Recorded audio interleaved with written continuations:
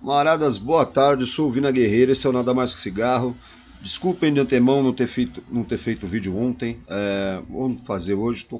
Eu tô um pouco machucado aqui, a respiração tá um pouco curta, então eu vou fazer um mais longo provavelmente, tentando analisar várias coisas, mas falando um pouco mais pausadamente, porque é a questão da respiração aqui também, né? Camaradas, eu tenho percebido umas certas coisas, assim, por exemplo. Vocês viram o texto do Bolsonaro falando sobre o Brasil ser ingovernável. O texto apela, inclusive, para que as corporações, as tradicionais corporações, governem, estejam de verdade, seja quem de verdade governe o orçamento brasileiro. E que sem passar por elas, sem ser um chapa branca dessas corporações, não dá para governar o país. O texto não é tão errado. Eu não acho que esteja errado. Agora, não é só isso que está atrapalhando o governo Bolsonaro. O texto que o Bolsonaro, inclusive, repassa, como ele falou lá, para poucas pessoas, e essas pessoas passaram para milhões de pessoas aí, né? Que é aquela história lá do você consegue ter contato com qualquer pessoa do planeta num nível de 6 encontros, né? O seu mais 5, né? Sei lá, para pensar, você conhece alguém que conhece o Bolsonaro, você conhece alguém que conhece o Lula, você conhece alguém que conhece o Ciro, você conhece alguém que você não conhece pessoalmente, é alguém que conhece alguém, que conhece alguém, aquela história, lembra das cinco, são 6 conexões para você fazer toda uma, isso é uma coisa antiga que se fala, então. Enfim, o Bolsonaro passou isso para todo mundo, ele deu a entender que não, eu passei isso para poucas pessoas, só de gente de confiança. É lógico que iriam passar para todo mundo. No fundo, quando um cara passa um negócio desse, ele quer que a coisa tome pulso. Segredo, se você falar para uma pessoa, não é mais segredo, porque essa uma pessoa pode falar para alguém. Então você só fala se você quer que esse segredo se espalhe, né? O próprio texto fala disso, né? De compartilhar para outras pessoas, não tem um negócio assim. O texto diz isso, só que assim, quem mais está atrapalhando o governo Bolsonaro é o próprio Bolsonaro, né? Os filhos do Bolsonaro, o Olavo de Carvalho, essa turma. A galera séria do governo Bolsonaro, tem uma galera séria. A galera que menos está falando, obviamente, está trabalhando, está fazendo as coisas. Certas ou erradas, aí é uma questão ideológica. Então, entendeu? Mas assim, estão trampando, estão fazendo o que eles têm que fazer. E a coisa está um pouco fora, né? A gente vê um cara que age como relações internacionais aí do país, como Eduardo Bolsonaro, que não se limita a entender que ele é um deputado, tá ligado? Ele fica viajando com o pai pra lá, pra cá. Sabe? Ah, tá certo, todos os governos, o deputado vai com o presidente, mas só ele, tá ligado? Os outros não vão, tal. É uma loucura. A bagunça lá o problema do Flávio junto as tal rachadinha lá, que é pegar o salário e repassar, e aí compra, né, o Queiroz lá fala, porra, eu comprei carros pra caramba, né? Isso aí deve ter até ameaçado um pouco o Carlos Alberto de Oliveira Andrade, o Caoa, porque ele falou, porra, esse cara é um gênio do automobilismo, né, da venda de carros. Aí o Caoa começa a se mostrar bem mais à direita, tem que fazer a reforma da Previdência e tal, né? Você vai observando isso. São 3 milhões em imóveis, um levantamento de... Não, 3 milhões não. Muitos mais milhões. 300% é o número de como valorizou esses imóveis esses negócios do Flávio Bolsonaro. Entende? São essas coisas que vão atrapalhar. É o telhado de vidro. Quem é que tem telhado de vidro? O telhado de vidro é o garganta. Vai lá, fala uma coisa e não consegue entregar. Fala de moralidade. Tá com o filho enrolado. Fala disso, tem problema aqui, tal. Entendeu? É isso. Agora, a corporocracia existe. Existem os grupos de interesse em qualquer lugar do planeta. É engraçado que o texto ao final escreve assim, sell, né? Vender, S-E-L-L, lá como vender, né? O Brasil, alguma coisa assim. A venda, né? Mas é lógico que tá vendo o país, né? O fundo é esse. Nessa bagunça toda aí, nessa perfumaria toda, o Bolsonaro já percebeu, inclusive, eu não sei o quanto que isso é dele, tá ligado? Genuíno dele, mas o quanto que ele fala, porra, eu vou pautar. O Bolsonaro se fez, como que ele se cria? Como que ele vira, como que o Jair vira Bolsonaro? Como que isso acontece? Já deputado, porque ele era um cara baixo clero, inexpressivo, falava umas besteiras. Ele já era um pouco o que ele é hoje, mas assim, bem sem holofote, ninguém dava atenção pro malucão. Malucão! É, malucão. Entendeu? Tiozão de churrasco. Ninguém ligava muito pra isso. O problema é quando você dá o poder pra esse cara, né? Quando você dá espaço, dá muita voga, muita luz. E o cara vira a caricatura de si próprio. O Bolsonaro, ele é construído pela narrativa dos identitários. E ele se constrói como um anti-identitário, sem dizer o que é o anti-identitarismo. Ele se coloca como ele sendo simplesmente um tiozão de churrasco que não gosta de quem é diferente dele, do que ele não vê no espelho. Ele simplesmente não gosta. E aí ele critica.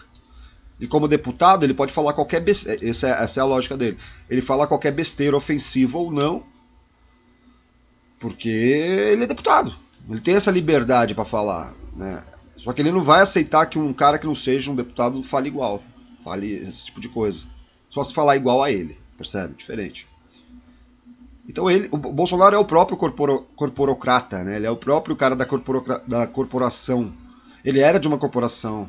Ele entrou para outro esquema de corporação. Ele era exército, aí ele entra para vereança, depois ele vira deputado, depois ele põe os filhos dele. A própria família Bolsonaro é uma corporaçãozinha também, de interesses particulares deles, políticos deles. Isso eu não digo que é bom ou que é ruim. Interesses políticos são interesses políticos. Quem julga se é bom ou ruim isso aí é normalmente quem é afetado por isso, natural. Né? Mas aí o Bolsonaro vai lá e se joga. A situação é muito louca nesse sentido. Ele vai lá e se constrói dessa maneira, só que ele percebe que, tendo ele sido pautado, tendo que pautar a sua vida à narrativa identitária, por exemplo, o Bolsonaro percebe como que ele vai aprender no meio do caminho, não sei se são os filhos, se é o Steve Bannon, a gente não sabe, esse tipo de coisa não vem a público, e quem diz que sabe disso aí, se não foi de dentro do governo do cara, não sabe, de verdade é especulação. Mas ele começa a pautar, ele percebe que dá para pautar a esquerda, dá para pautar o progressismo, dá para pautar todo mundo.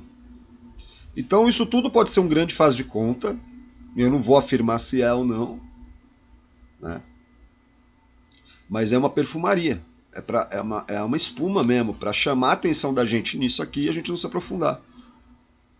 Ao mesmo tempo que isso acontece, uma outra perfumaria, mais ou menos, ela vem e coloca que o Banco do Brasil vai se fundir com o Bank of America, Banco da América.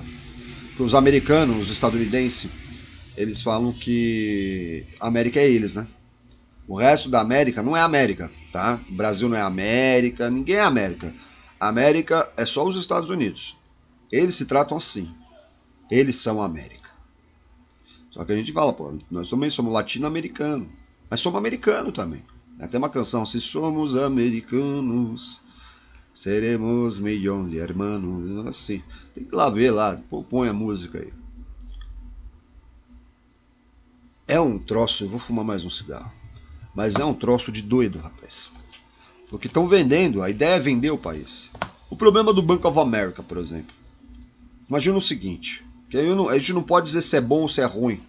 Eu estou tentando ver pelos indícios do que pode acontecer. O Banco do Brasil tem um capital.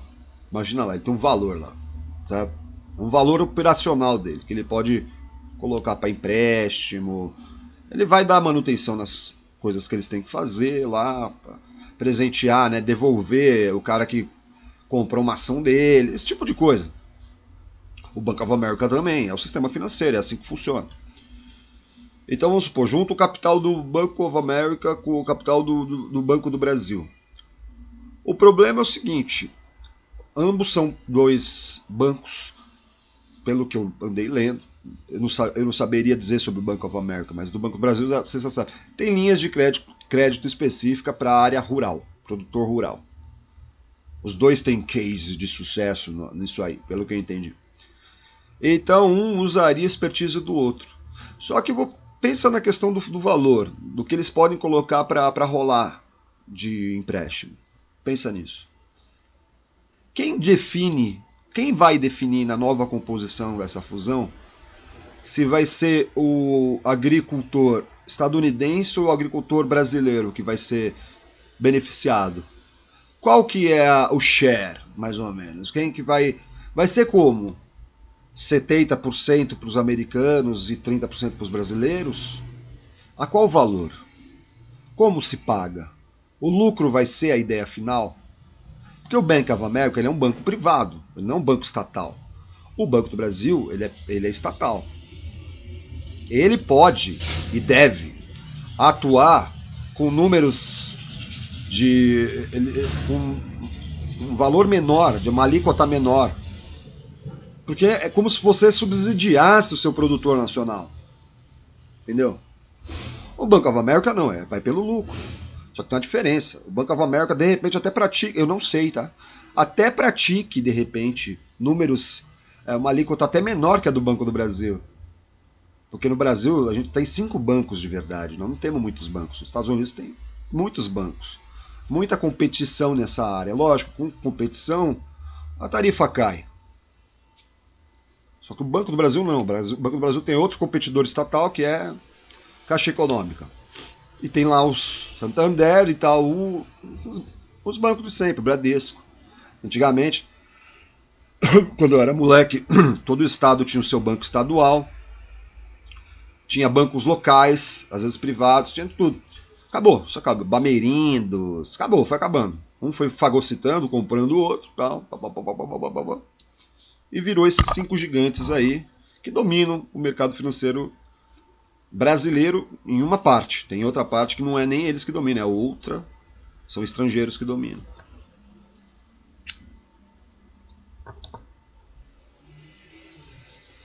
Então o Brasil, ele está sendo leiloado. Agora, a minha questão com o Bank of America e o Banco do Brasil é assim... É que assim, sabe, a gente já está sendo entregue de todas as maneiras. Não tem muito o que fazer. É um governo que está fazendo isso. O próximo governo vai chegar e vai desconstruir isso se quiser. Ou vai cinicamente falar, não dá para desconstruir. Pode ser qualquer um, Ciro Gomes, Haddad, todos. O Brasil está sendo entregue. Eu quero ver o governo corajoso que vai entrar lá e questionar isso e desfazer. O problema é que desfazer você vai arranjar problemas internacionais. Afeta a balança comercial, a mídia vem contra, joga todo o holofote nisso, destrói. Então vai ser um governo que, se o cara não tiver uma ampla base social, eu não estou falando de CUT, tá? Estou falando de MST e de MTST. Estou falando de base social mesmo, população apoiando o cara. Não que, não sejam de população sindicalistas, sem terra, sem teto, não é isso. Mas é que já estão manchados como vermelhos, como caras que pra tudo esperneiam.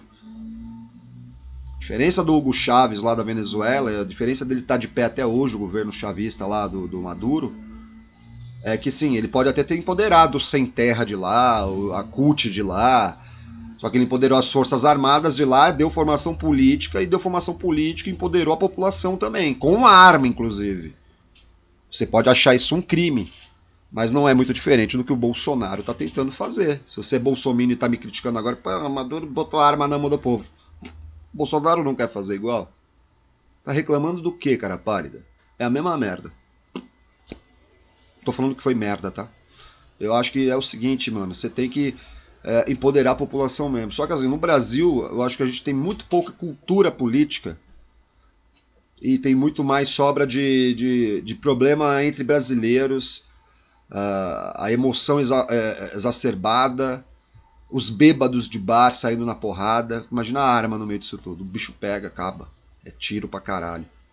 Entendeu? E gente inocente, ou não tão inocente, vai morrer no meio do caminho.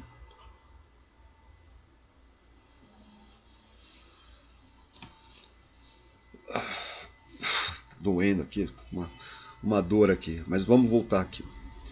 O meu problema, então, em relação ao Banco of America e Banco do Brasil é para onde vai esse crédito.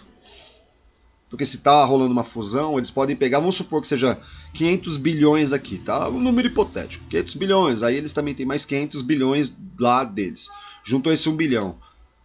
Então, em tese, esses 500 bilhões que compôs o novo Banco of America Brasil, sei lá, deveria ser usado em solo brasileiro. Ou vai ser usado em solo estadunidense. Tem que entender esse tipo de coisa.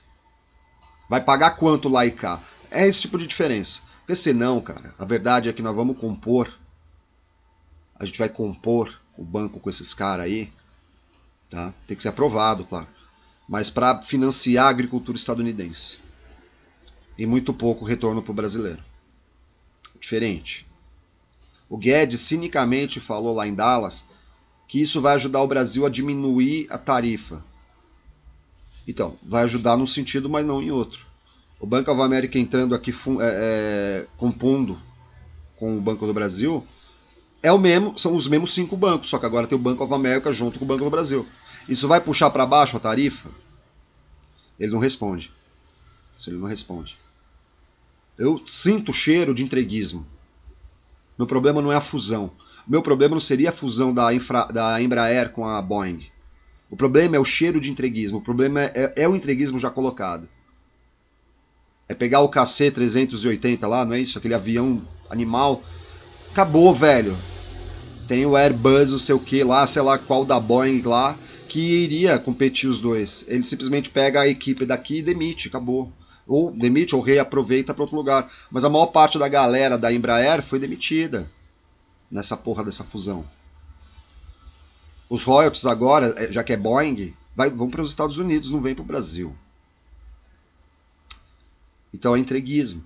Pura e simplesmente. Isso não faz bem. A questão nacionalista ela não é nem uma questão tão ideológica assim. É uma questão de memória afetiva, sim. Mas é uma questão de coisa prática. Isso parece não ser prático. Hoje eu vou fazer um vídeo maior por conta de não ter feito o vídeo de ontem. Se você tá ainda aí, você bota assim... abacate não entreguista, nesse momento. Né? E tem os caras que eu sei que vai lá pro final para ver o que eu falei de abacate... E aí fala, né? Então você põe aí, abacate não entreguista. Aí eu vou continuando aqui. Achei gozado também, né? A banda Garotos Podres lá rachou entre um grupo de direita e um grupo mais esquerda, tal. O nome já... Um levou o podre, outro ficou os garotos, né? Uma brincadeira. Eles já até abriu o show lá do Dead Kennedys lá, agora é Dead Chickens, né? Correram com medinho. É muito doido, eu não entendo. O rock pra mim, aí vou falar já até do Lobão. O rock, tudo isso, da música mais agressiva, de contestação, sempre foi isso. Contestar a ordem, contestar o sistema e tal. Mas a maior parte dos roqueirinhos, se você olha, você vê que eles são caras conservadores. A maior parte, tá?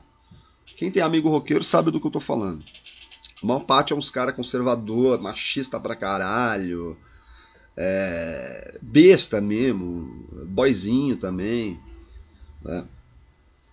Tem toda uma indumentária, você se veste, a roupa tal. O punk, por exemplo, não poderia ser nada disso. O punk, na verdade, é um movimento operário, são filhos de operários, historicamente, tá? Historicamente. O que é o punk nos Estados Unidos, aquele punk de boutique que o Malcolm McLaren vai acabar transformando em grife, o caralho. Malcolm McLaren, quem não conhece, dá um Google aí, procura saber quem é Malcolm McLaren. Mas a questão é, na Inglaterra, quando o punk nasce, é uma coisa super pobre, porque é isso. Quem são esses caras? Eles têm dinheiro para comprar uma guitarra e tocar no apartamento, na garagenzinha deles lá. Entende? E há uma música elétrica tal, que tem a ver com a coisa industrial, eletricidade, tal, entendeu? É uma coisa assim até... A roupa dos caras, eles não davam com roupa rasgada, a roupa é velha e rasga, é diferente. Eu tenho umas roupas velhas, umas calça jeans que a gente usa tanto que ela vai rasgando com o tempo. Agora, você comprar uma roupa já rasgada, é ridículo, né? Eu acho, bom, enfim. E eu respeito, tem gente que faz isso e tal, tudo bem. A roupa já está um pouquinho esgarçadinha e tal. O cara, quando bota um alfinete, um punk, o primeiro punk bota um alfinete na roupa dele, é pra ela não rasgar mais. entendeu? Ou é porque a fivela como é o macacão dele, aqui quebrou, ele põe um alfinete para segurar. Não é simplesmente botar um alfinete no meio da roupa, no nada, como depois os punkzinhos de boutique fizeram. E eu tô dizendo claramente, há isso mesmo. Há o roqueiro de boutique e há o roqueiro de verdade. É diferente. Por isso que eu gosto muito do movimento grunge já lá de Seattle, dos Estados Unidos. Porque, aliás, o Vinícius Gilberto tinha que estar aqui comigo agora pra gente fazer um quadro sobre isso. Seria a primeira coisa que eu gostaria de falar com ele. Que eu vou fazer um vídeo. Eu tô chamando o cara pra fazer um vídeo. Eu tô querendo trazer uns programas, assim como eu tô fazendo aquele programa com o Cassiano. Eu quero fazer uns outros programas com outros caras. Eu tô querendo falar de futebol e política. Tô chamando o Bittar pra fazer isso comigo. O Vinícius Gilberto, eu quero chamar música, cultura e política. E a gente chama convidados, chama amigos, tal. Vamos fazer, tal. Então, e aí sempre chamar gente que tem, né? Então, fazer um programinha legal, assim, enfim. Vamos usar. Esse canal já não é mais visitado mesmo, tem pouca visualização. Então, assim, agora, cada vez mais eu vou fazer o que eu quero. O bom é que eu me livro daquela coisa, ai meu Deus, preciso ter 5 mil visualizações. Não vou ter, já foi a época, acabou, agora é 300 visualizações. Esse vídeo aí não vai dar 400 visualizações no máximo, né? Então, eu vou fazendo do jeito que eu quero, do tamanho que eu quiser, falando do que eu quiser. Agora, tem coisas aqui que eu não arredo o pé. Eu fui o único canal, nenhum outro falou. Desde o princípio falou, ó, cuidado com o Mourão. Estão caindo no embrólio aí. Estão achando que o Mourão é a vez, é o cara que vai substituir bem o Bolsonaro. E até hoje, pra mim, ele é uma incógnita. Eu tenho pé atrás pra caramba com o Mourão. É que eu já vi cara que no início estava defendendo ele, agora falou, oh, cuidado aí, porque a esquerda está querendo ficar com o Mourão, né? Então, agora é fácil falar. Eu já tava falando lá atrás, cuidado. Falava até assim, ó, ele é meu irmão na maçonaria. Tem uns vídeos, tem uns 3 vídeos pra trás que eu falo exatamente essa frase. Cuidado, o cara não é o que aparenta ser. Se Bolsonaro é o proto-fascismo, né? O Mourão é o próprio fascismo estruturado. Tá? E assim, tomara, se cai o Bolsonaro aí, tomara que o Mourão seja o melhor dos mundos, mas eu duvido que seja. Não vai ser. E outra coisa besta também que se faz, mas é a mídia, né? É comparar o Bolsonaro, inclusive agora, por causa desse texto que ele jogou no WhatsApp aí, comparar ele com o Jânio Quadros. Diferente, o Jânio Quadros era um cara esperto demais, super inteligente. Ele não era um anti-esquerdista tosco. Ele não era um tiozão de churrasco. Ele era um acadêmico, um cara estudado, dava aula, tinha um português incorruptível, correto. Era um cara muito doido, bebia pra caralho também, marqueteiro do caralho, ia pros comícios dele de busão. Ele descia do carro, pegava um busão que ia passar em frente do comício, aí ele descia, jogava uma água, suado, a caspa, ele deixava a caspa de propósito. Alguns dizem que ele até tinha um trocinho que ele levava que parecia a caspa, ele jogava assim, ó, em cima do paletó, para ele se parecer com o povo. O cabelo zoadão pro lado, assim, uma coisa impressionante. Marqueteiro no último tal, mas ao mesmo tempo um cara que produziu grandes. Lógico, ele deu uma blefada, ou forças obscuras não querem que eu governe, ele sai achando talvez, não dá para saber. Aí um historiador fala uma coisa, outro fala outra, é uma leitura do cara, são análises. O Jânio Quadros fala assim, olha, eu vou sair, eles vão pedir para eu voltar, né? Porque o João Goulart não, ele sabia que o João Goulart não era um comunista, mas o João Goulart é um perigo, ele é afilhado do Getúlio, né? Então, talvez eles não deixem, eles vão me reconduzir e tal. 62, né? Então, o Brizola vai lá e dá o apoio. Mas o Jânio Quadros, ao mesmo tempo, vai lá, condecora o Che Guevara. O Che Guevara vem pro Brasil, ele é condecorado. Entende? Isso enquanto o João Goulart tá na China, tá rolando toda essa situação. É o mesmo cara que faz isso, mas também que proíbe o biquíni. Proíbe o biquíni não, mas ele proíbe a mulher de mostrar a barriga, a mulher que tá grávida, mostrar a barriga na praia. Aí tá lá a Leila Diniz, vai lá, põe o barrigão de fora, tem uma foto histórica e tal. Né? Ai, que dor aqui. O Bolsonaro não é o Jânio Quadros. O Bolsonaro não tem densidade para isso. Né? Então, o Bolsonaro é só tosco mesmo. É um tiozão do churrasco que deu certo, né? É um tiozão do churrasco que a galera parou o churrasco para ouvir o que o cara tava falando. Você sabe, eu sempre falo tiozão do churrasco. Sabe quem que é o tiozão do churrasco? Toda família tem um tiozão do churrasco. Todo amigo, todo mundo tem um amigo que é um tiozão do churrasco. Em todo lugar tem um tiozão do churrasco. Tiozão do churrasco é aquele cara quadrado, já mais velho. Ele tem uma vida até provavelmente bem resolvida, ou aparenta ter. Né? Tá bem, trabalhou, tal. Ele tem as opiniões muito sedimentadas, ele explana. Como ele não tem muito fórum para explanar, ele explana onde? No churrasco, principalmente antes das redes sociais. O tiozão do churrasco é um fenômeno antiquíssimo. Agora, tiozão do churrasco tem até canal de YouTube. O Bolsonaro é isso também. O cara tem podcast, é o tiozão high-tech de churrasco. Não é de churrasco high-tech, é diferente. Mas ele tá high-tech, ele tá ali, ele entende, ele usa as redes, né, cara? E ele dá as opiniões dele. Só que a formação da opinião dele é um catado das opiniões públicas mesmo, da opinião muito misturada com a opinião publicada, né? Experiências pessoais, uma coisa ou outra que ele lê aí, mas o cara não gosta, ele não vai aprofundar na história. Você fala assim, mano, aprofunda nisso aqui, pega esse tema, mas ó, fala desse tema durante 3 horas, ou vai, divide e fala, não vai conseguir. Ele vem com as frases prontas, bandido bom, bandido morto, isso mesmo, tal.